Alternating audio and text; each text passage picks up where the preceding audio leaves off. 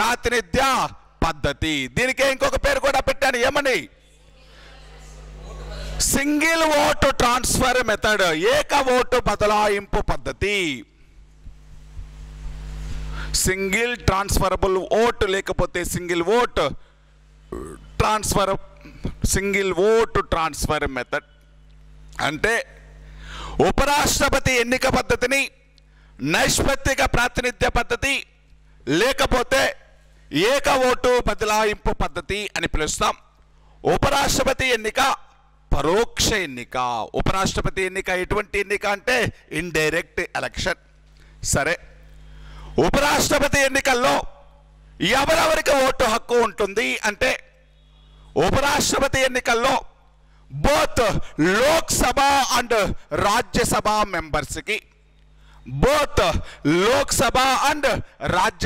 మెంబర్స్కి ఉపరాష్ట్రపతి ఎన్నికల్లో ఓటు హక్కు వేసేటువంటి అవకాశం ఉంటుంది. ఇక్కడేమన్నా నేను ఎక్స్క్లూజివ్గా స్పెషల్గా ఏమైనా చెప్పానా? నేను కామన్గా చెప్తున్నాను. లోక్సభ సభ్యులకు ఓటు హక్కు ఉంటుంది, రాజ్యసభ సభ్యులకి. నేనేమన్నా ఎలక్టెడ్ మెంబర్స్ నామినేటెడ్ మెంబర్స్ అని ఏమైనా డిఫరెన్స్ చెప్పానా? అంటే అర్థం ఏంటి? both elected and nominated members has the right to cast their vote in vice president elections.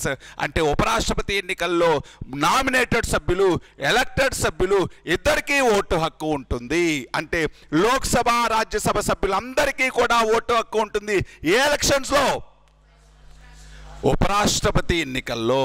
Both Lok Sabha Rajya Sabha సభ్యులందరికీ కూడా ఉపరాష్ట్రపతి ఎన్నికల్లో ఓటు హక్కు ఉంటుంది. మరి రాష్ట్రాల శాసనసభ సభ్యులకి ఓటు హక్కు ఉంటుందా అంటే ఉండదు. ఎందుకు ఉండదు? ఆయనకి దేశానికి ప్రాతినిధ్యం వహిస్తున్నాడా? దేశానికి ఏమి ప్రాతినిధ్యం వహించట్లా, ఓన్లీ రాజ్యసభకి.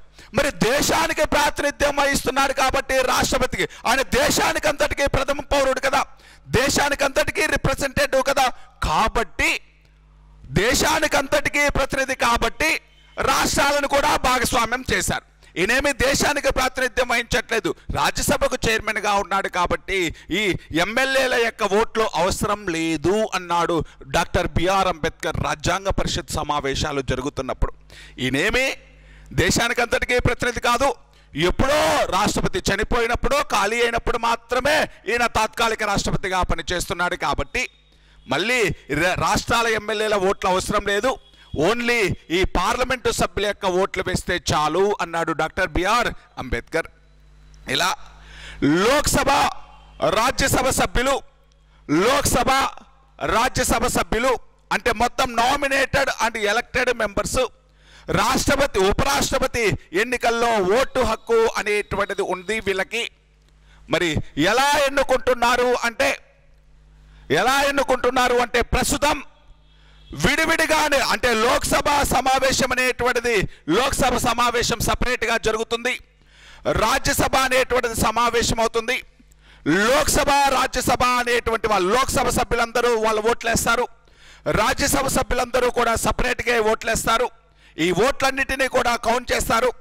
ఓట్లన్నిటినీ కౌంట్ చేసి ఎవరికైతే మెజార్టీ వచ్చిందో వాళ్ళని ఎన్నికల్లో ఎన్నికైనట్టు ప్రకటించడం జరుగుతుంది. అంటే లోక్సభ రాజ్యసభలు విడివిడిగా సమావేశమయ్యి ఓటింగ్ నిర్వహించుకొని, అంటే ఏ ఓటింగ్ అంటే secret ballot method, open ballot method కాదండి, సీక్రెట్ బ్యాలెట్ మెథడ్. అంటే ఏంటి? మనం ఓటు ఎవరికి వేసామో చూపించకుండా దాంట్లో వేస్తే సీక్రెట్ బ్యాలెట్, మనం ఎవరికి ఓటేసామో అక్కడ ఉన్న ఏజెంట్కు చూపించి దాంట్లో వేస్తే ఓపెన్ బ్యాలెట్. రాజ్యసభ సభ్యుల ఎన్నిక ఓపెన్ బ్యాలెట్. మొన్న హిమాచల్ ప్రదేశ్లో చూసారా? హిమాచల్ ప్రదేశ్లో రాజ్యసభ ఎలక్షన్స్ మొన్నే జరిగినప్పుడు కాంగ్రెస్ పార్టీకి మెజారిటీ ఉంది, కానీ కాంగ్రెస్ పార్టీ 6 సభ్యులు ఎవరికి ఓటేశారు? బీజేపీ. మరి వాళ్ళు 6 బీజేపీ వాళ్ళకి ఓటేసారు, ఎలా తెలుస్తుంది? Open ballot. ఈ క్రింది వాణిలో ఏ ఎలక్షన్స్ ఓపెన్ బ్యాలెట్ మెథడ్ అన్నారనుకో ఏం చెప్పాలి? రాజ్యసభ. భారతదేశంలో ఒకే ఒక ఎలక్షన్ ఓపెన్ బ్యాలెట్ మెథడ్, ఒకే ఒక ఎలక్షన్. ఏ ఎలక్షన్? రాజ్యసభ ఎలక్షన్స్. మిగతావన్నీ కూడా ఏ ఎలక్షన్, ఎటువంటి ఓటింగ్? Secret ballot method. ఎవరికి చూపించము. మనం సర్పంచ్ ఓటేస్తాం, ఎవరికైనా చూపిస్తామా నేను వాడికి ఓటేస్తానని? ఎమ్మెల్యేకి ఓటేస్తాం, చూపిస్తామా? ఎంపీకి ఓటేస్తాం, లోక్సభ ఎంపీకి ఓటేస్తాం, చూపిస్తామా? కానీ రాజ్యసభలో అంటే రాజ్యసభ సభ్యుల యొక్క ఎన్నిక ఎటువంటి ఎన్నిక? Open ballot. అంటే ఎమ్మెల్యేలే కదా రాజ్యసభ సభ్యుల్ని ఎవరు ఎన్నుకుంటున్నారు? ఇంతకుముందే చెప్పా, రాజ్యసభ సభ్యుల్ని ఎవరు ఎన్నుకుంటారు? రాష్ట్రాల ఎమ్మెల్యేలు. అందుకే రాజ్యసభని ఏమని పిలిచాం? రాష్ట్రాల సభ. ఈ క్రింది వారిలో రాష్ట్రాల సభ అంటే ఏంటి? రాష్ట్రాల సభ అంటే ఏంటి? రాజ్యసభ. ఇప్పుడు రాజ్యసభ సభ్యుల్ని ఎన్నుకోవాలి అంటే ఎలా ఎన్నుకోవాలి? Open ballot method. ఎమ్మెల్యే నేను ఎవరికి ఓటేస్తున్నాను అనేటువంటిది అక్కడున్న ఏజెంట్కు చూపించి ఓటేయాలి. దాంట్లో చూపించి లోపలేసేస్తాడు. ఒక బాక్స్ ఉంటుంది కదా, ఆడ ఏజెంట్ ఉంటాడు. అంటే బీజేపీ పార్టీ వాడికి ఒక ఏజెంట్ ఉంటాడు, కాంగ్రెస్ పార్టీకి ఒక ఏజెంట్ ఉంటాడు. కాంగ్రెస్ పార్టీ వాళ్ళందరికీ కాంగ్రెస్ పార్టీ సభ్యులందరూ కూడా ఆ ఏజెంట్కు చూపించి దాంట్లో ఓట్లు వేయాలి. అందుకే కదా వెంటనే ఆ రోజు రాత్రి ఏం చేశారు? వాళ్ళ 6గురిని సస్పెండ్ చేసేసారు. అంటే అనర్హులుగా ప్రకటించవచ్చు. అంటే పార్టీ నిర్ణయాన్ని మారితే పార్టీ ఏం చేయొచ్చు? సభాధ్యక్షుడు ఏం చేయొచ్చు? వాళ్ళపైన అనర్హతలు ప్రకటించవచ్చు. సరే, ఇక్కడ రండి. ఈ ఎలక్షన్ ప్రాసెస్ గురించి చెప్తున్నాను. ఎవరెవరికి ఓటు హక్కు ఉంటుంది రాజ్యసభ అంటే ఎవరెవరికి ఓటు హక్కు ఉంటుంది ఉపరాష్ట్రపతి ఎన్నికల్లో? లోక్సభ రాజ్యసభ సభ్యులందరికీ ఓటు హక్కు ఉంటుంది. రాష్ట్రాల శాసనసభ ఎమ్మెల్యేలకు ఉంటుందా? ఉండదు. మరి ఈ లోక్సభ రాజ్యసభ అనేటువంటివి జాయింట్ సమావేశం జరుగుతుందా, విడివిడి సమావేశమా? విడివిడి సమావేశం. జాయింట్ సెషన్ కాదు, విడివిడిగా సమావేశం అవుతున్నాయి. వాళ్ళ ఓట్లన్నీ లోక్సభ సమావేశమై వాళ్ళ ఓట్లన్నీ ఒక చోట వేసుకుంటున్నారు, రాజ్యసభలో అందరూ ఒక చోట వేసుకుంటున్నారు. తర్వాత రెండింటినీ కలిపేశారు, అప్పుడు కౌంట్ చేశారు. ఎవరికైతే ఎక్కువ ఓట్లు వచ్చాయో వాళ్ళని గెలుపొందినట్టు ప్రకటించడం జరుగుతుంది. ఇప్పుడు 1961లో 11వ రాజ్యాంగ సవరణ చట్టం చేసి 1961లో 11వ రాజ్యాంగ సవరణ చట్టం చేసి ఈ చట్టం ప్రకారం పార్లమెంటు ఉభయ సభలు, లోక్సభ, రాజ్యసభలు విడివిడిగా సమావేశం ఏర్పాటు చేసుకొని లోక్సభ, రాజ్యసభలు విడివిడిగా సమావేశం ఏర్పాటు చేసుకొని ఉపరాష్ట్రపతి ఎన్నికను నిర్వహించడం అనేటువంటి దానిని తీసుకురావడం జరిగింది. ఇదే రాజ్యాంగ సవరణ చట్టం 11th. అంటే దీనికంటే ముందు ఎలా ఉండేది? జాయింట్ సెషన్ జరిగేది. Lok Sabha, Rajya Sabha joint session conduct చేసే వాళ్ళు. జాయింట్ సెషన్లో అప్పుడు ఓటింగ్ అనేటువంటిది నిర్వహించడం జరుగుతుంది.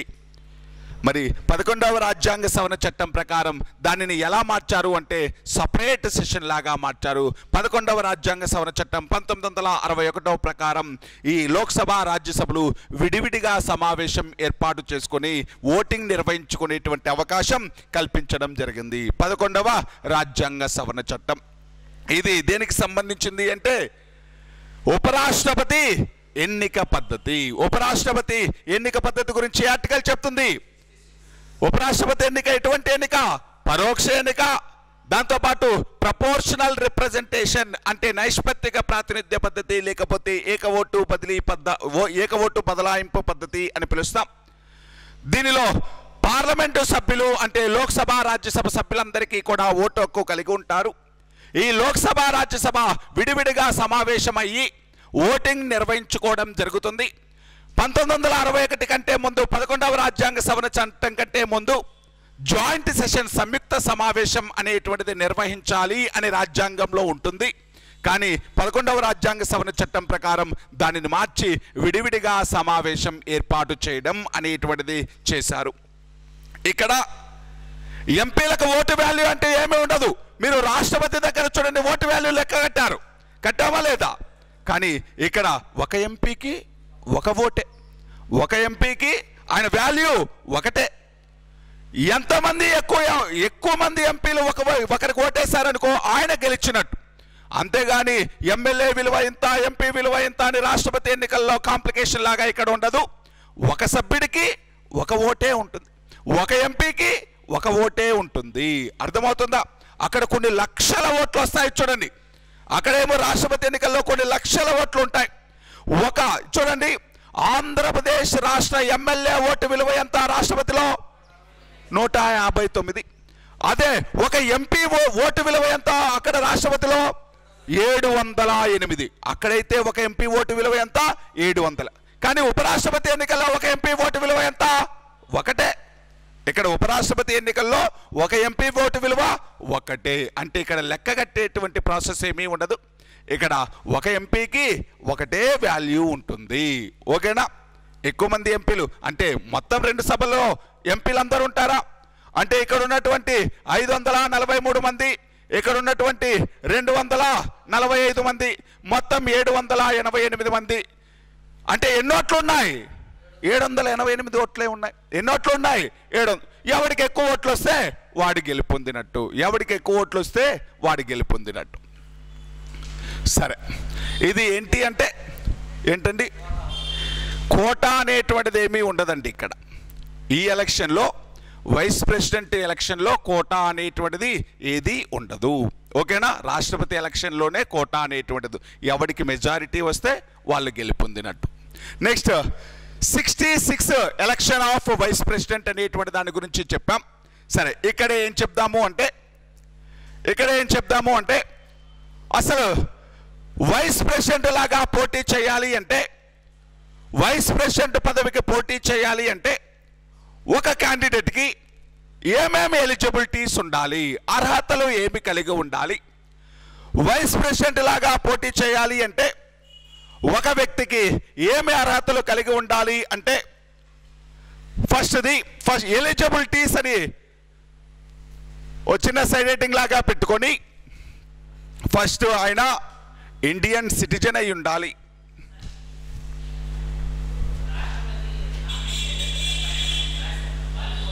అందరికీ ఓటు హక్కు ఉంటుందండి. అందరికీ, నామినేటెడ్ మెంబర్స్ కూడా ఓటు హక్కు ఉంటుంది.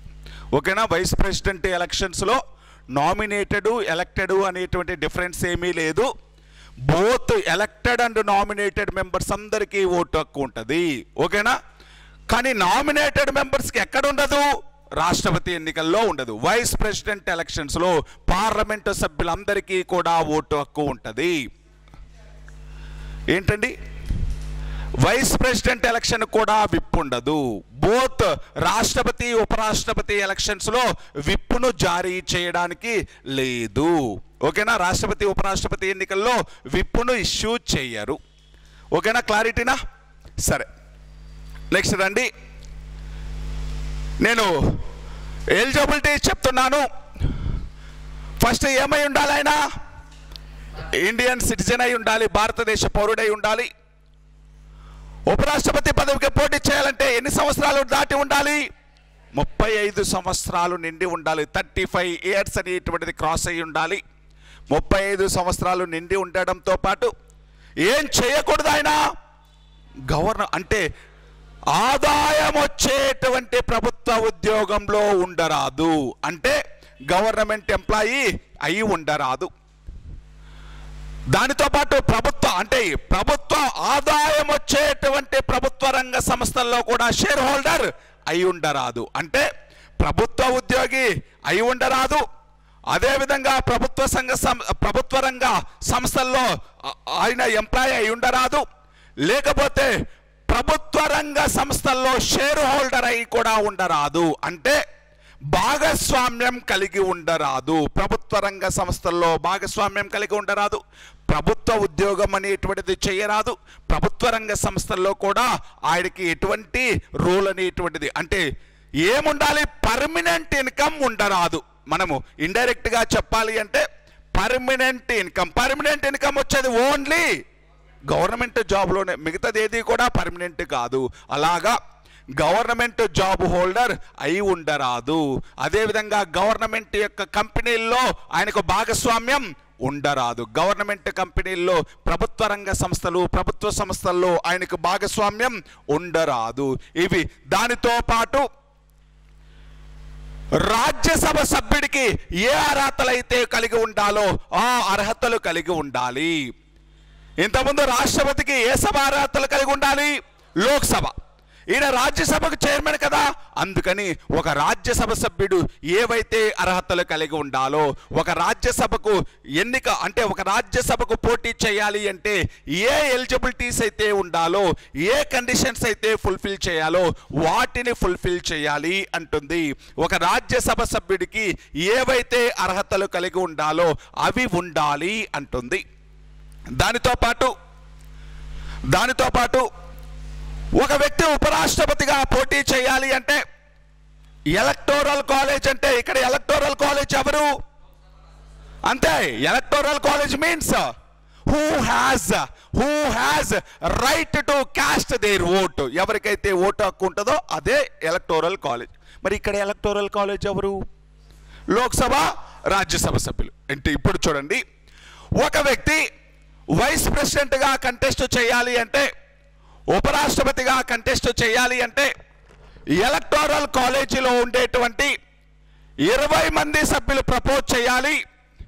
ఎలక్టోరల్ కాలేజీలోని 20 మంది సభ్యులు ప్రపోజ్ చేయాలి. 20 మంది సభ్యులు మద్దతునివ్వాలి. 20 మంది సభ్యులు మద్దతునివ్వాలి. అంటే ప్రపోజర్స్ ఎంతమంది? 20 మంది. సెకండర్స్ ఎంతమంది? 20 మంది. అంటే ఇతన్ని మేము నిలబెడుతున్నాం అని ఒక 20 మంది క్యాండిడేట్ని ప్రపోజ్ చేసి, ఇంకొక 20 మంది మేము ఇతన్ని బలపరుస్తున్నాం, మద్దతు తెలుపుతున్నాం అని ఇంకొక 20 మంది ఆయనకు బలపరచాలి. ఇంతకుముందు రాష్ట్రపతిలో అయితే నెంబర్ ఎంత? 50-50. ఇక్కడైతే ప్రపోజర్స్ ఎంతమంది? 60. సెకండర్స్ ఎంతమంది? 60. ప్రపోజర్స్ అంటే 20 అండి. ప్రపోజర్స్ 20, దానితో పాటు సెకండర్స్ కూడా 10. అంటే ఒక వ్యక్తి ఉపరాష్ట్రపతి ఎన్నికల్లో పోటీ చేయాలంటే 20 మంది ప్రపోజ్ చేయాలి, ఇంకొక 20 మంది బలపరచాలి. దానితో పాటు ఉపరాష్ట్రపతి ఎన్నికల్లో పోటీ చేయాలనుకునేటువంటి క్యాండిడేట్ ఒక 15,000 రూపాయలని ఆర్బీఐ వద్ద డిపాజిట్ చేయాలి. అంటే డిపాజిట్ ఎంత కట్టాలండి? 15,000. 15,000.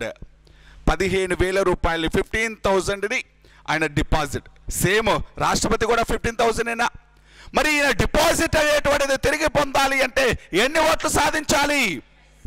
1/, అంటే టోటల్ పోలుడు ఓట్లలో అంటే పోలయ్యి చెల్లుబాటైనటువంటి ఓట్లలో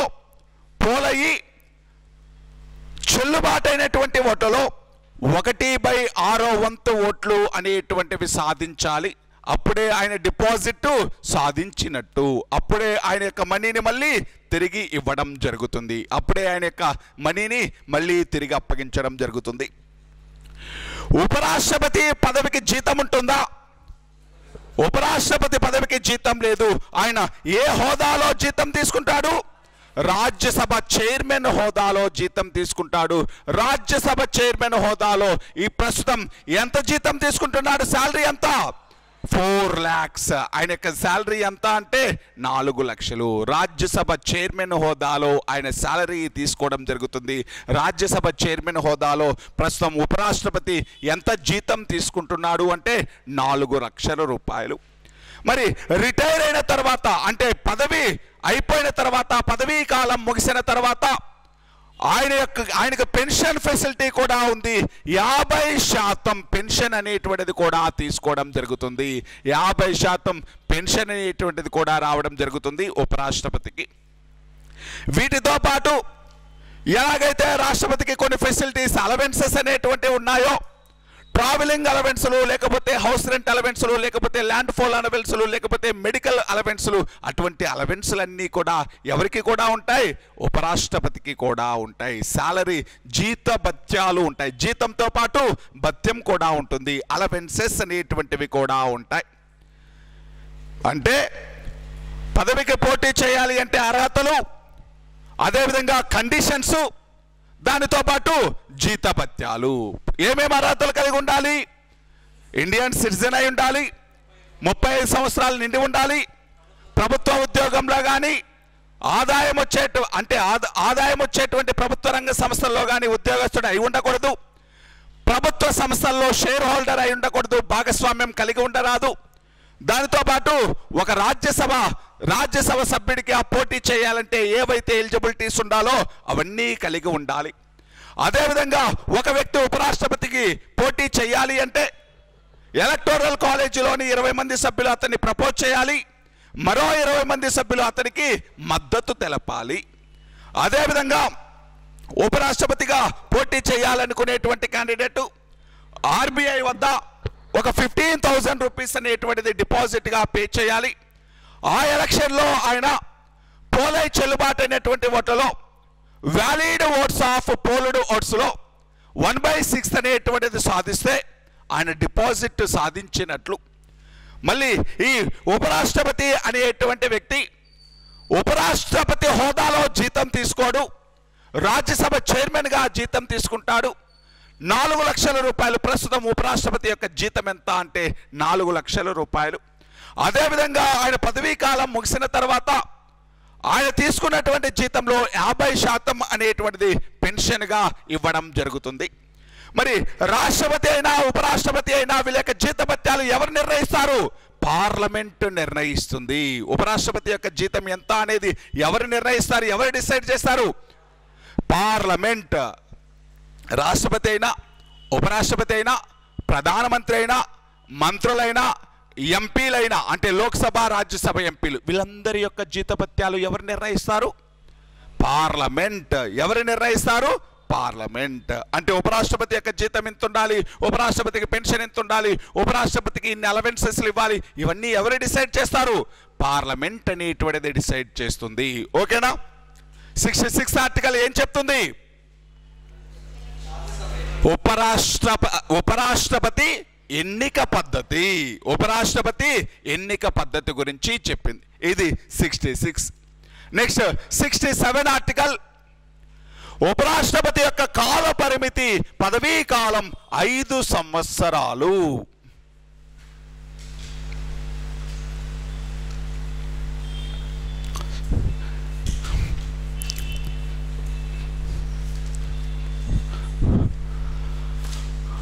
ఉపరాష్ట్రపతి యొక్క 67 అండి పదవీ కాలం ఎంత? సాధారణంగా 5 సంవత్సరాలు. సాధారణంగా 5 సంవత్సరాలు. ఒకసారి చూద్దాం. ఆయన యొక్క పదవీ కాలం 5 సంవత్సరాలు. కాకపోతే